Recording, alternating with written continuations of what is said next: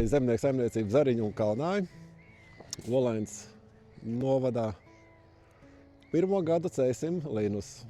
Viens zemnieks pazīstams pārunu laikā izteicās, kad sanāk laba matemātika, tad jau arī uzliek uz papīra un mēģināsim. Šī laukā mūsu kvieši bijuši ir vasaras, pēc tam ir starpkultūra, tad tagad lini. Sējam mēs šogad ar spiritu, tā iemesla dēļ, kad starpkultūra tiks sēta ar diskiem, kur aprīkot ar sīksēklu sējmašīnu saucamo.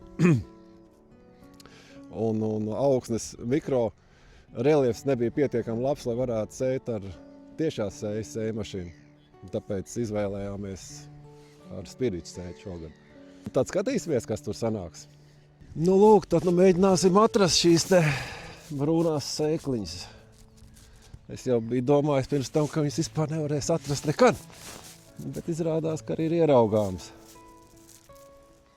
Kad nav tik traki.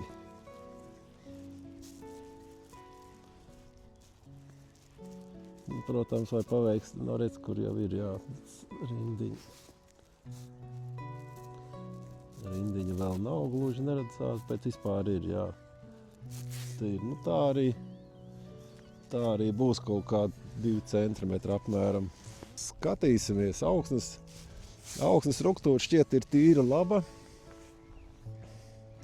Mūsu augsnēs sadīkst labāk kā varbūt māla augsnēs, tāpēc, kad ir sīkāks daļiņas, kas varbūt kontaktu labāk veido ar šo sīklo sēkliņu.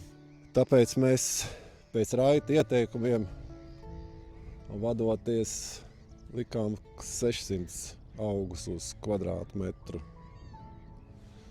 Tīri šī iemesla dēļ. Pastīsimies, būs eksperimenti arī, kur pamainīsim šos te izsējas normu, lai saprastu, kā varbūt arī nākotnē darīt labāk.